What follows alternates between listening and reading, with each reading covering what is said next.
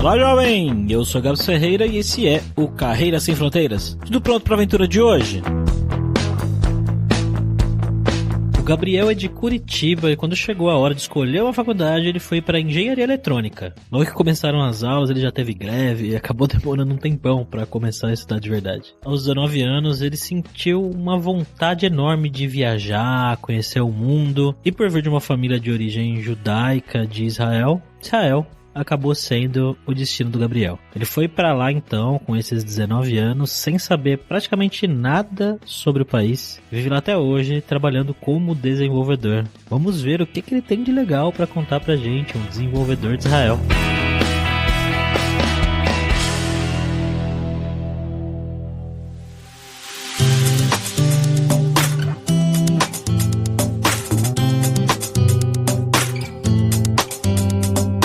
E pra gente voltar para Israel, estamos aqui como sempre com ele, o nosso viajante poliglota Fabrício Carraro. Como que você tá, Fabrício? Macorré, Gabs, vamos voltar para esse lugar que eu quero muito ir conhecer, que é Israel. E hoje a gente vai bater um papo com o Gabriel. Como é que você tá, Gabriel? Eu tô ótimo, como é que vocês estão? Tudo bem, cara. Vamos lá para esse papo então.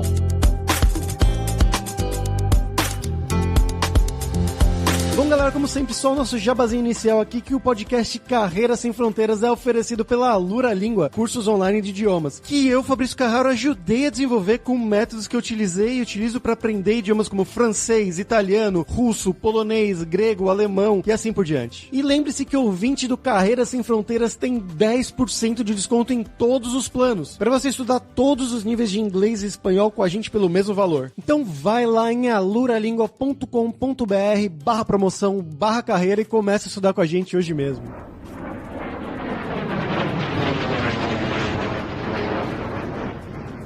Bom, Gabriel, como sempre aqui para começar o programa, a gente sempre pede para os nossos convidados para eles contarem um pouquinho mais sobre eles, né? Então, quem é você? De onde você nasceu, cresceu, o que você estudou, o que você fez na sua vida, né, de trabalho também, que te levou aí a Israel, cara? Conta um pouquinho desse passo a passo. Eu sou de Curitiba, eu estudei no segundo grau, eu estudei técnico em mecânica no Cefet, antigo Cefet, e eu passei um tempão lá, escola federal. Então teve greve pra caramba. Eu tô falando isso dos anos 90, fim dos anos 90. E quando eu passei no vestibular de Engenharia Eletrônica na Universidade Federal do Paraná, eu comecei a estudar e já começou greve depois de 4 meses de aula. Eu falei, chega, não preciso mais brincar de greve. Cansei. E decidi que eu preciso procurar alguma coisa pra fazer. Então eu saí atrás de todas as opções que podiam haver, fazer outro vestibular em algum outro lugar, viajar, passear, fazer. Eu decidi que eu queria fazer um intercâmbio internacional. E a gente em casa não tinha grana pra nada, então era um troço meio complicado. Tentei buscar bolsas e, como eu sou judeu, de família judaica e com um movimento juvenil judaico nas costas e tudo mais, liguei também pro pessoal que organiza viagens pra Israel, ver o que tem. E eles me disseram, no momento não tem nada, tem migrar. Hoje em dia já tem um monte de coisa, já tem um monte de programa que você pode vir, passar um ano, passar um mês, tem um monte de coisa. E na época não tinha. E eu falei, aquela ideia começou a crescer e de repente começou a fazer cada vez mais sentido e me convenci de que se tudo der errado eu posso sempre voltar e pronto. Então criei coragem e vim, e eu tinha 19 anos na época, isso foi em 97. Façam as contas e vejam a quantidade de cabelo branco que eu tenho. E funcionou, foi um troço super legal e deu certo. Mas você foi pra fazer o que exatamente? Como é que funcionava essa coisa da imigração pra Israel? Foi assim, eu contatei a que se chama Sochnut Yehudit, que é o órgão nacional que organiza a imigração. Eles têm uma sede em São Paulo, no Rio também, em Porto Alegre. Eu fui para São Paulo, conversei lá com os caras e perguntei o que tem para fazer, que eu queria fazer faculdade, eu queria continuar estudando engenharia eletrônica, que além de idiota eu sou cabeça dura, e fui procurar alguma coisa. E tinha alguns programas que me permitiam fazer assim, passar 6 meses estudando hebraico, depois tinha um preparatório. Como eu não tinha segundo grau completo de acordo com Israel, eu precisava fazer as provas para entrada na faculdade, e eles me forneciam tudo isso, também organizavam tudo isso, e então foi o projeto que eu escolhi. Eu fui para uma cidade chamada Sderot, que hoje é muito famosa, porque ela é muito perto de Gaza, e ela é uma das cidades mais bombardeadas de Israel. Na época não tinha nada disso, e eu fui para lá, passei 6 meses estudando hebraico numa vila estudantil. Era eu, 6 sul-americanos e mais de 400 russos. Não eram russos, né? Eram ex-soviéticos. A gente que era meio denegria eles chamando tudo de russo. Porque era o fim da União Soviética, que abriu as fronteiras em 91, né? Eles começaram a vir para Israel, os judeus da União Soviética. Então eu ainda peguei essa onda e aprendi hebraico. Depois eu fui para a Universidade de Beersheba, que é uma universidade muito, muito, muito boa. E eu comecei a estudar lá. Fiz o preparatório, depois eu comecei a estudar engenharia eletrônica. Eu estudei 2 anos e meio até me dar conta de que não dava mais. E como é que foi quando você foi pra aí, cara? Você já tinha viajado pra Israel antes de se mudar? Não. Eu acho que se eu tivesse vindo, eu não tinha vindo depois. Por quê? Então foi bom. O pessoal aqui se esmera pra mostrar as coisas boas, né? Eles querem que você venha. É um país que, pelo menos na época, era muito calcado na imigração. Então, eles iam me engrupir aqui de um monte de coisa e eu ia sacar direitinho e ia falar, não. Mas aí eu vim na cara da coragem, eu acabei descobrindo... Aí valeu a minha teimosia, né? Porque cada obstáculo que eu encontrava, eu falava, não, senhores, eu vou continuar. E foi duríssimo. Teve alguns tempos meio tenebrosos, mas aí depois a coisa pegou jeito e comecei a deslanchar. O que mais te chocou no início ou que foi muito diferente pra você a vida aí? Eu acho que isso em qualquer país, né? A gente sabe, eu não vou falar os óbvios, que são a língua e essas coisas, não conhecer, isso é óbvio, mas tem algumas coisas que são menos óbvias. Como no Brasil, você tem que renovar a tua carteira de motorista. Todo mundo sabe fazer isso. Mesmo quem não sabe, tem pais que explicam como é que faz, um amigo. Aqui de repente tem outro país, e todas essas pequenas coisinhas que você sabia, elas se tornam completamente inúteis. Você não tem mais, não serve pra nada esse conhecimento. Que mais? Todas as pessoas que você tinha um contato, você precisa de um médico. Todo mundo que é classe média tem algum médico ou na família ou entre o círculo de amigos. Até mesmo classe baixa, você conhece alguém e a coisa vai. E de repente você tá em outro país e você não tem nada disso. Pior, você vai ter que enfrentar a fila que nem todo mundo. Não tem telefone pro amigo. Se você precisa de um médico, você vai ter que seguir os trâmites. Que volta pra primeira questão, de que você não conhece os trâmites. Essas pequenas coisinhas eu acho que foi a parte mais difícil. É navegar na vida, navegar nas coisas do dia a dia. E isso em qualquer país, isso não é só em Israel. Eu imagino que a língua, né, influencia bastante nisso, porque eu vejo coisas parecidas acontecendo com a minha namorada, que a gente mora aqui na Espanha agora. Pra mim, mesmo não sabendo, posso perguntar pra um amigo, que eu tenho alguns amigos espanhóis, ou então eu ligo, eu busco no site do governo, sempre tem alguma coisa e eu consigo me virar, pelo menos, né, me virar depois de um dia de pesquisa. Mas pra minha namorada, que ela é da Polônia, e ela não fala espanhol também assim, ou pelo menos antes, agora ela já fala melhor, mas antes, um pesadelo realmente, porque tudo ela tinha que pedir pra eu ajudar ela, ou então perguntar pra alguma amiga do trabalho, mas ela não conseguia resolver nada sozinha. Ela não pode fazer um telefonema, que o pessoal do governo não tem paciência pra essas coisas, né, pra ficar falando em espanhol lentamente no telefone, que tinha a mesma coisa 30 vezes. Então eu vejo essa coisa na vida, assim, diariamente, isso aí que você comentou, é bem ruim mesmo. E eu senti isso quando eu tava na Alemanha também, que eu falava alemão, mas não num nível, no começo pelo menos, não num nível tão bom assim. A minha mãe tá aqui, ela chegou faz poucos meses, pelo menos por alguma coisa o Bolsonaro serviu, né? Uniu a família. Ela teve que marcar uma consulta no médico e ela tava se virando bonitinho. Ela sempre achava alguém que falava inglês e tudo mais, ou até no hebraico capenga que ela tá aprendendo, ela se virava. De repente, chegou lá uma secretária eletrônica, tipo, digite 1, digite 2, em hebraico. Putz. E ali não deu certo. E ela teve que pedir minha ajuda.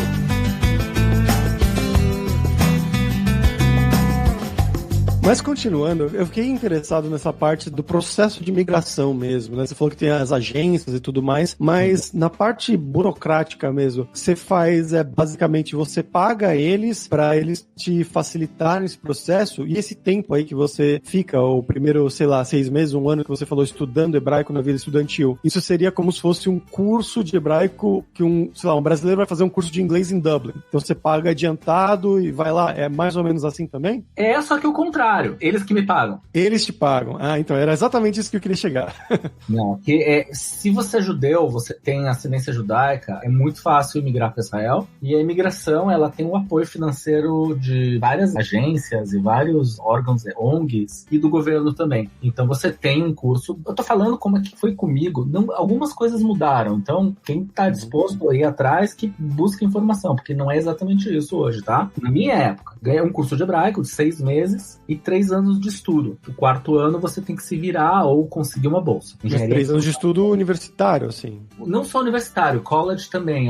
Eles têm uma lista de vários cursos que eles aceitam. E eles te pagam também você também ganha, nos primeiros meses, você ganha uma ajuda financeira, também dá uma boa grana que te ajuda a começar. Bom, você falou que você ficou, né, estudando, o governo te deu tudo isso daí, mas aí você desistiu da faculdade depois de 2 anos, e aí depois o que você foi fazer? Eu já estava trabalhando na faculdade mesmo, eu era instrutor de tecnologia para adolescentes, e daí eu fui chamado para um projeto, uma ONG que trabalhava junto com a Cisco Systems, de aula de network de computadores, com adolescentes em várias localidades, inclusive de volta para Sderot, em Beersheva, que é no sul, e mais uma série de lugares. Eu trabalhei bastante tempo com eles. E teve um momento, quando eu já estava quase saindo dessa empresa, desse projeto, que eu decidi que eu preciso voltar a estudar. E daí comecei a buscar alguma coisa que tivesse a ver comigo. E eu tenho muito uso das mãos nos meus projetos. Eu passei, mesmo estudando engenharia eletrônica, a maneira como eu ganhava dinheiro, eu era cartunista.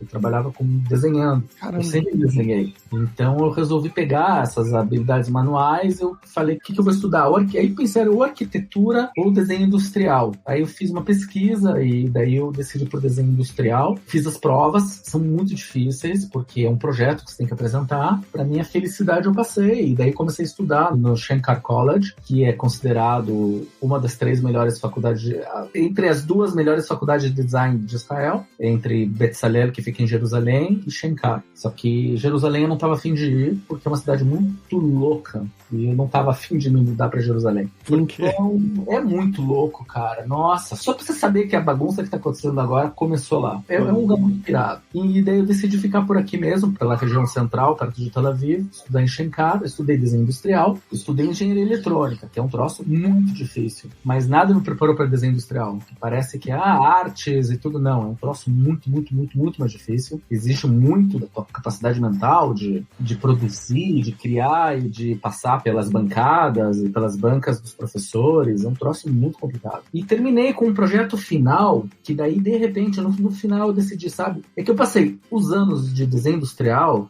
calculando assim, olha, a parte técnica eu já tenho. Porque todo o pessoal lá não tinha nada de conhecimento técnico, nem física, nem química, nem nada. Eu tinha tudo isso. Só que eu falei pra mim mesmo, olha, esse é o caminho fácil. Eu não vou usar meu conhecimento técnico para os projetos, vou usar só a estética, porque é isso que eu vim aprender, o resto eu já sei. Só que no último ano eu falei, agora é a hora, porque o projeto final é um projeto de um ano inteiro, é só uma cadeira que você tem durante o último ano, que é só o projeto final. Falei, agora é a hora de usar meu conhecimento de tecnologia. Então eu fiz um robô, que é um brinquedo, que você junta as partes. É um conceito chamado Tangible Programming, que é você criar uma linguagem de programação só conectando peças físicas, nada de computador. Então era um brinquedo, que era um tipo de Lego, que você juntava as peças e você mudava o comportamento do robô assim. E foi um troço muito legal, funcionou. Eu fiz um protótipo que funcionava e esse negócio depois me levou para os Estados Unidos. Um maluco lá me achou, falou, pô, você tá fazendo alguma coisa com esse projeto? Eu falei, não. Ele perguntou, quer fazer? Eu falei, quero. Aí eu peguei uma passagem e fui para São Francisco conhecer o maluco e daí a gente começou um projeto que cresceu. A gente ganhou investimento, inclusive o cara era ex-funcionário da Google, ex-funcionário da Amazon. Ele próprio investiu dinheiro e daí a Google entrou, colocou $1 milhão no projeto, o projeto cresceu. Ele mudou, ele já não era mais o que eu tinha projetado quando era estudante, mas ele continuava mais ou menos com a mesma cara, o mesmo princípio, até que passou um ano inteiro, daí eu acabei saindo do projeto por milhões de motivos, inclusive o fato de eu não conseguir o visto para continuar nos Estados Unidos, e daí eu pensei em continuar trabalhando em desenho industrial, e eu decidi que não, porque o salário era muito baixo. E como eu era programador antes mesmo de viajar, eu já fazia bastante projeto freelance, eu voltei a ser programador e é o que eu faço hoje. Ah, legal. Você trabalha com que tecnologias? Eu sou front-end developer, por conta da minha experiência com Flash. Eu sou velho o suficiente para ter começado com Flash. Na época relevante e era bom, era um troço bom. Na época nunca ninguém ia apostar em JavaScript. E Flash, eu trabalhei em empresa de jogos e cassino, inclusive, uma história bizarra. Trabalhei, então, foi que eu acabei caindo no front-end e até hoje eu trabalho com front-end. Bacana, cara. E tem muita gente aqui que escuta a gente, que eles se interessam, claro, ter uma carreira no futuro, fora do país e tudo mais. E o que você diria para um programador brasileiro, seja de front-end ou de back-end, que tá pensando, talvez Israel seja uma possibilidade para mim no futuro. Quais são as tecnologias que você acha que são mais usadas por aí, mais requisitadas e tudo mais? Front-end é React, por uma questão de disponibilidade de programadores. Simplesmente não conseguem encontrar Angular. Então eles fecharam as portas para o Angular, acabou ficando todo mundo usando o React. Mongo. É o clássico, o bundle clássico. O basicão. O basicão já é super suficiente, se você sabe. Se você sabe bem, então, melhor ainda. Saiba o básico. Isso não só para Israel, mesmo que você queira continuar no Brasil. Se você sabe o básico muito bem, você aprende qualquer coisa. Então, saiba muito bem o básico. Saiba CSS, saiba JavaScript. Lide bem com a tua capacidade de lidar com o tempo, com deadline, com receber informações desencontradas, e tudo isso é muito importante para lidar bem com a profissão. Então, se você quiser vir para Israel especificamente, é uma hora boa, é uma tecnologia boa, tá em falta profissionais, ganha-se bem. Até mesmo que você seja júnior, tá valendo, venha para cá. DevOps também tá faltando. Backend, aqui trabalha-se muito com Java, muito com Python, é mais para data science, mas também tem bastante Python, C++, e até .NET eu tenho visto alguns projetos ainda são feitos em .NET. Американская фирма Transceptor Technology приступила к производству компьютеров «Персональный спутник». E vamos para o nosso momento viajante poliglota com Fabrício Carraro. E aí, Fabrício, o que você tem pra gente hoje aí? Hoje, Gabs, eu vou aproveitar, né, que a gente já estava falando antes sobre esse tema, né, de Israel e Palestina. O Gabriel também mencionou, na cidade que ele morou ali perto de Gaza, para recomendar um filme que eu assisti um tempo atrás. É um filme israelense mesmo, chamado Etz Limon, que em inglês eles traduziram como Lemon Tree, né, a árvore de limões, ou limoeiro, na verdade, né, como a gente falaria em português, que é um filme, ganhou vários prêmios, né, é um filme de 2008, que conta uma história muito interessante. É uma família palestina que mora numa cidade ali, e aí, por acaso, eu acho que é o ministro da defesa, algum ministro israelense, assim, bem top, ele se muda pra casa ao lado. E essa Palestina, ela tem vários limoeiros, assim, na casa dela, na propriedade dela, só que aí a turma de segurança ali começa a encasquetar que esses limoeiros podem servir, não sei, pra alguém que quer atacar, talvez, se esconder atrás dos limoeiros, alguém, terroristas, alguma coisa assim, quer se esconder pra atacar o ministro em questão. E aí começam toda uma questão legal que tentam obrigar ela a cortar os limoeiros, a tirar os limoeiros, espaçar. É uma puta história que é basicamente uma metáfora de como funciona hoje em dia, e há muitos anos, na verdade, muitas décadas, essa situação complicada, né, que a gente já falou da Israel e Palestina e tudo mais. A gente não quer entrar tanto em política aqui, mas é um filme bem interessante que mostra isso, né? Mostra essa metáfora, e eu achei interessante por ser um filme israelense mesmo. Uma dica aí, Etz Limon ou Lemon Tree. E Gabriel, conta pra gente então o que tem de legal pra fazer, o que você gosta de fazer por aí, coisas culturais, coisas pra sair mesmo antes da pandemia. Olha, eu tenho 2 filhos pequenos, então hoje em dia a coisa que eu mais gosto de fazer é dormir. E tá em falta, então é difícil. Eu gostava muito de fazer. Não, brincadeira, porque eu ainda faço isso, é ir pra praia. A praia que é espetacular, é muito bom. Praia, tem vários passeios muito legais em Israel, o país tão pequeno, tem tantas opções para passeio, tem deserto, tem floresta, tem montanha, no inverno tem montanha com neve, cachoeira, tem rios, tem praia do Mar Morto, tem praia do Mar Mediterrâneo, tem a Night de Tel Aviv, que é espetacular, para todos os gostos, se você é baladeiro, se é botequeiro, tem realmente para todos os gostos, e como uma cidade fisicamente pequena, você vai com a turma, vai a pé de um lugar para o outro, se encher o saco, é muito legal. Passeios tipo camping também é muito legal, no deserto do Negev, deserto de Judá, no Mar Morto, de descer de rapel, são coisas espetaculares. Mas eu sou low-key, eu gosto de paz, tranquilidade, eu gosto da minha prainha, e é isso que eu fazia, é isso que eu tento continuar fazendo. A gente tá até ouvindo aí os passarinhos no fundo. Pois é, o pessoal tá histérico hoje, tá um troço bem... Eu moro numa rua bem quieta, por causa da situação de segurança, tá passando pouco carro, então acho que os passarinhos são bem felizes.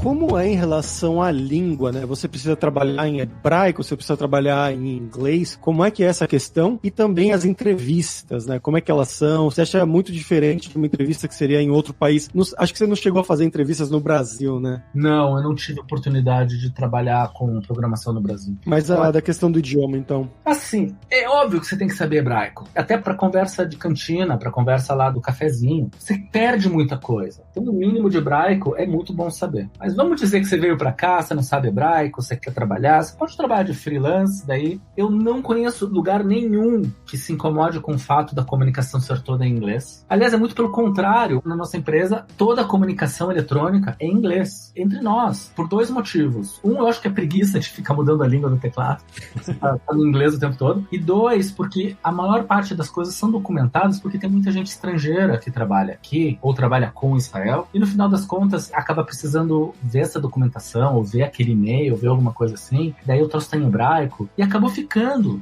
uma cultura do país que tudo é inglês. Então tá tranquilo se você só sabe inglês. Eu acho que o problema é se você não sabe inglês. Você não saber hebraico não é tão terrível quanto não saber inglês. É assim, eu não sei de entrevista, mas eu sei especialmente de ler no Reddit, conversar com pessoas assim, de forma informal a respeito do mercado de programação no Brasil, que o que mais choca os profissionais é a relação entre funcionários e chefes aqui em Israel. Absolutamente informal, é de igual para igual. Tipo, você conversa com o teu chefe, às vezes você dá uma bronca nele. E o contrário também, se o cara tá puto com você, se fosse no Brasil, o cara, olha, nós precisamos conversar. Aqui não, o cara chega e diz, tá ruim, acho melhor fazer de novo. E ninguém fica assim muito incomodado. É a maneira como a hierarquia funciona nas empresas aqui em Israel. Você tem uma reunião, cara, eu conheço estrangeiros, principalmente europeus, que vem uma reunião de funcionários israelenses e acha que aquilo é uma anarquia, né? Um interrompendo o outro, cada um vem falando cada vez mais alto que o outro para poder interromper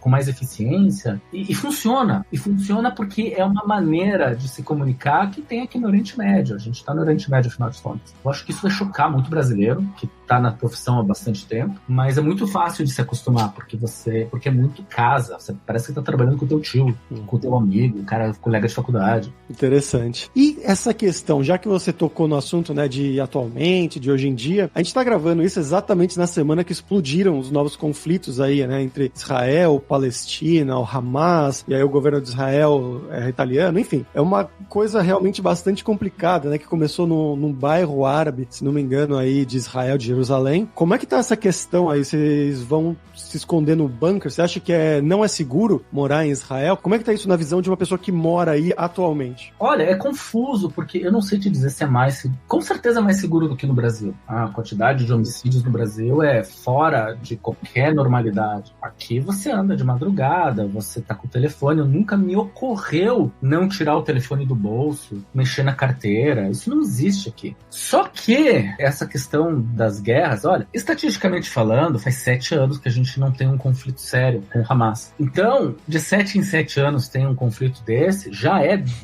muito mais tranquilo. Por que tá difícil de responder? Porque dessa vez tá um pouco diferente. Eu já tô aqui tempo suficiente para saber que dessa vez foi diferente. Então, o Domo de Ferro é um troço que ele para 90 e tantos % dos ataques de foguetes do Hamas. Só para quem não sabe, desculpa interromper, o Domo de Ferro seria essa estrutura de barreiras antiaéreas, né, de mísseis, uma barreira antimíssil, na verdade, né? É um míssil antifoguete. Ele intercepta os foguetes do Hamas no céu antes dele cair. Ele intercepta com uma frequência muito alta, mais de 95%, eu não sei mais os números corretos. Só que dessa vez foi diferente, eles estão usando algum tipo de foguete diferente e eles estão lançando muitos ao mesmo tempo. Então, uma barragem só tem mais de 120 foguetes. Em alguns segundos eles soltam mais de 120 foguetes de uma vez só. E alguns acabam caindo, e isso está causando mais mortes do que o normal. Só que se levar em consideração mais mortes do que o normal, morreram essa semana 7 pessoas. Então, em termos absolutos de perigo, é relativamente baixo. Mas em termos de diminuir a qualidade de vida, é muito alto, porque a cada vez que toca a sirene, você tem que sair correndo pro bunker. E o que aconteceu agora, são 5, às 2 da tarde teve uma sirene. Eu tava trabalhando, parei tudo, levantei, fui até a escadaria, porque meu prédio velho não tem bunker. Então teoricamente, vários prédios aí já tem essa estrutura do bunker embaixo deles. É assim, prédios construídos a partir da Guerra do Golfo, porque na Guerra do Golfo, Israel levou vários mísseis Scud do Saddam Hussein, e foi um trauma nacional. Desde então, cada edifício tem um bunker no subsolo. Esse bunker normalmente chegou usado para guardar bicicleta. É verdade. Porque não deixa o troço inútil, né? Você usa aquela área para alguma coisa. Prédios mais novos ainda, eles têm um dos quartos são construídos com concreto reforçado, e é um quarto da casa, normal. Então, quando tem algum ataque, alguma coisa, você entra no quarto, fecha a janela de aço, que normalmente não fica fechada, e aquilo ali é um bunker. Prédios mais velhos não tem isso, então você vai para escadaria. E se tua casa não tem escadaria, existem bunkers públicos que você pode se refugiar. Você sai correndo, se refugia lá e segue a vida. Então você falou que só tocou as 2 horas, você vai lá, espera, não sei, meia hora na escadaria e volta pra casa? Não, isso é um país tecnológico, temos um aplicativo que te diz que quando que... Você não precisa nem ficar ouvindo a sirene. Alguém brigou comigo no Twitter hoje porque eu falei que eu uso fone com cancelamento de som. Falei, não, é perigoso, você não vai ouvir a sirene. Não, porque eu uso o aplicativo, e daí o aplicativo também te mostra quando que acabou, quando já explodiu, você pode voltar pra casa. Não, de dia até tranquilo. O que pega mesmo é quando é de madrugada, daí você tem que pegar as crianças, levar, elas estão dormindo, você pega elas no colo, leva até a escadaria, espera passar, aí é muito tenso. Então nesse aspecto é brabo. É o que tem, é isso aí. E quem não consegue levar isso, eu não recomendo vir. Em termos de segurança absoluta, se você fizer na ponta do papel, Israel é 1000 vezes mais seguro do que o Brasil. Bom, Gabriel, agora vamos falar sobre dinheiro, cara. Eu queria que você contasse um pouco como que é o custo de vida em Israel comparado com o Brasil. Lembra a picanha do Bolsonaro? Ele comprou aqui em promoção. A picanha de 1.800, né? Por aí. É caro. Olha, Israel tem um custo de vida, eu não digo nem relativo, absoluto. O custo de vida que é alto. Digo absoluto em relação ao salário que se ganha aqui. É um custo de vida alto. O que é mais caro é transporte e moradia. Eu tenho percebido, inclusive agora que eu já comentei que a minha mãe esteve aqui, que a minha mãe veio aqui, ela do Brasil, ela me traz esses preços, que o supermercado está um pouco mais caro do que no Brasil, mas como aqui se ganha mais, eu imagino que a proporção do salário que sai no supermercado é muito menor. Mas moradia aqui é muito, muito, muito alto. Até porque é um lugar pequeno, né? É um lugar pequeno, é um lugar com infraestrutura de construção muito pequena. Então, quando você tem, por exemplo, um país como o Brasil, você tem centenas de fábricas de cimento. Só para dar um pequeno exemplo, né? Israel tem uma fábrica de cimento e ela produz só uma porcentagem muito pequena do cimento de Israel. Boa parte importada. Mão de obra também. É complicada a mão de obra aqui. É uma mão de obra, por um lado, especializada, por outro lado, é um trabalho difícil. E não houve investimento do governo em mão de obra especializada para construção civil. Então, a mão de obra que vem de fora. Tudo isso. É uma combinação de todos esses fatores. E as coisas de supermercado, comida e tudo mais? Elas são só um pouco mais caras do que o Brasil. Eu tava brincando a respeito da carne. A carne aqui é certamente mais cara que no Brasil, mas não é nenhum escândalo. Já foi muito mais cara do que no Brasil. Hoje em dia sei lá, uns 20, 30% mais cara do que no Brasil, o que acompanha o ganho salarial, que aqui ganha-se mais proporcionalmente. O supermercado sai, mas se você não faz nenhuma extravagância, você acaba... Vocês moram fora, você sabe, você muda o teu prato, até mesmo por causa da maneira como se come no teu país. Então eu como muito menos carne do que eu comeria no Brasil. O que você come aí?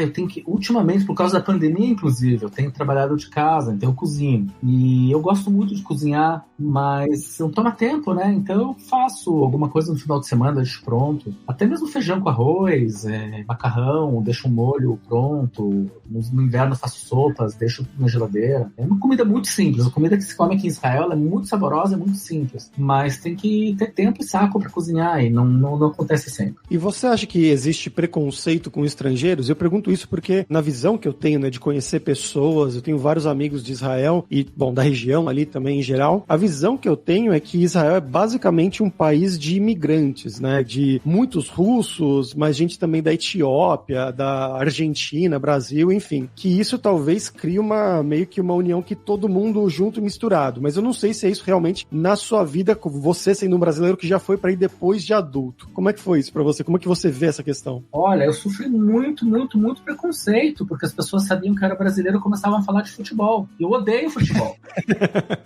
Os caras, ouvindo o Sul brasileiro, começavam a contar toda a seleção brasileira, de todas as Copas, de cor, e a reserva também. Eu não faço ideia, cara, não sei do que você tá falando. É bem isso que você disse. É um caldeirão de gente diferente de todas as áreas. Eu não vou adorar a pílula. Você tá num país estrangeiro, as pessoas vão te olhar diferente. Se você não gosta disso, é complicado. Então, aqui, você chega com a tua identidade, você é diferente. Mesmo que você seja mais aceito do que você seria em outro lugar, porque aqui é um caldeirão. Pessoalmente, eu nunca sofri nenhum problema. Sempre fui muito bem recebido. Pelo contrário, por ser brasileiro, sempre... Aquela coisa que é um clichê, mas é verdade. As pessoas escutam que você é brasileiro e já puxam assunto, já falam, já... Israelense viaja muito, então muita gente foi pro Brasil. Ah, sim, tive lá, Morro de São Paulo. Parece que eu acho que tem uma lei aqui em Israel que obriga você a ir pro Morro de São Paulo. Se não for, você vai preso. E eles vão pro Morro de São Paulo, Arraial da Ajuda, ajuda, que... E daí, isso eu não sabia. Um país de 700 trilhões de metros quadrados, os caras vão pra área real de ajuda. Bom, tudo bem, eu não fui, então não tenho assunto pra conversar com eles sobre isso. Eles têm muita curiosidade, conversam com muita facilidade, é sempre uma maneira legal de puxar assunto, é fácil puxar assunto, você tem um sotaque, você, guria já chega, sotaque de onde? E pronto, aí... Ganhou a noite.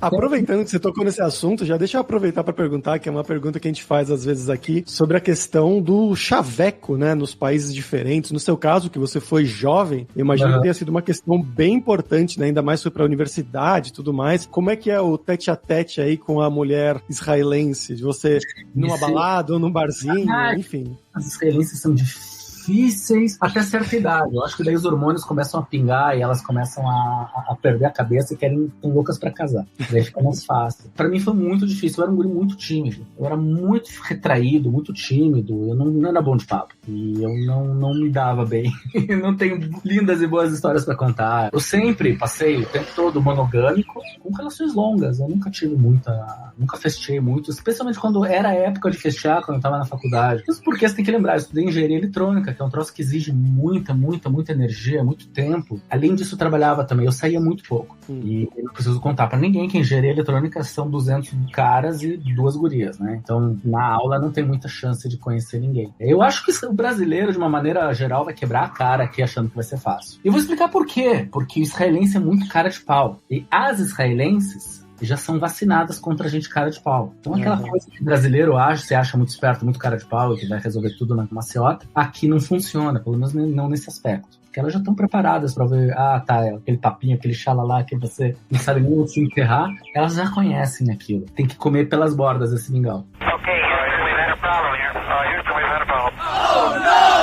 Bom, Gabriel, e pra gente fechar aqui agora é a hora do perrengue, que é um momento que a gente pede pros nossos convidados contarem histórias engraçadas, gafes, micos, coisas que tenham acontecido aí com você esse tempo todo que você tá em Israel. Tem um legal, que não foi um perrengue, eu acho que eu me saí bem, acabei de falar que eu não era bom de papo. Eu tava estudando com uma guria, tava bem no começo aqui, e ela deu um bocejão, e eu falei, atiafá, querendo dizer aiefá. Aiefá é cansada, e Yafá é bonita. E ela começou a rir de mim. Falou, acho que se confundiu. Você quis dizer Aefá. Eu disse, bom, pode ser. Talvez ambas as coisas. Olha aí. Cara que não o cara falou que é tímido, não sei o quê, mas já jogou bem. Essa joguei muito bem. E aquela coisa que brasileiro achando que ninguém ao redor fala português, aí você fala merda e o cara tá te ouvindo. E daí ele responde oi. E daí você cai com a cara no chão, você não sabe nem como, nem sabe nem onde se enterrar. Mas isso é comum, isso acontece com todo mundo, no mundo inteiro, o tempo todo, porque brasileiro é cara de pau e acha que é dono da birosca.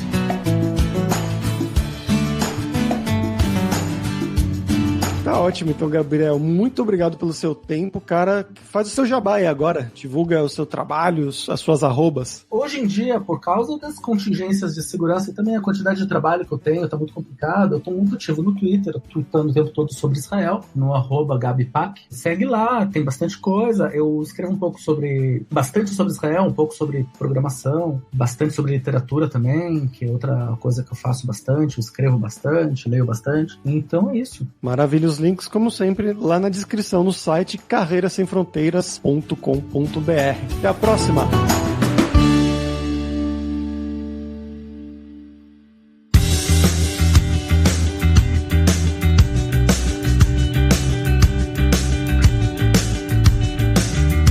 pessoal, por hoje é isso. Todá, que é obrigado em hebraico, pela sua audiência. E se você gosta do Carreira Sem Fronteiras, recomende para 5 amigos, para nossa comunidade crescer sempre cada vez mais. E entre no nosso grupo do Facebook, o Carreira Sem Fronteiras, para você ter mais dicas sobre empregos, mercado de trabalho no exterior, tecnologia e também sobre a língua inglesa, quem sabe até o hebraico. E não deixe de conhecer a Alura Língua para você reforçar o seu inglês e o seu espanhol e dar aquela força, tanto no seu currículo quanto na sua vida profissional, que foi uma coisa que o Gabriel destacou muito bem, né? Que você consegue se virar praticamente com tudo em inglês e trabalhar em inglês. É o idioma que eles usam na empresa dele para falar internamente, inclusive. E só lembrando que o ouvinte do Carreira Sem Fronteiras tem 10% de desconto em todos os planos. Então vai lá em aluralingua.com.br/promoção/carreira e começa a estudar com a gente hoje mesmo. Além também, é claro, da alura.com.br, que tem mais de 1.200 cursos de tecnologia, tanto nas áreas de programação, que é a área do Gabriel, então todas essas tecnologias que ele citou, né, de React, Node.js, tudo isso a gente vai ter curso lá na Alura, mas também de marketing, design, business, soft skills, cursos de como você criar o seu currículo em inglês ou em espanhol para mandar pro exterior. Então com certeza vai ter o curso para você. Então pessoal, até a próxima quarta-feira com uma nova aventura em um novo país. Tchau, tchau.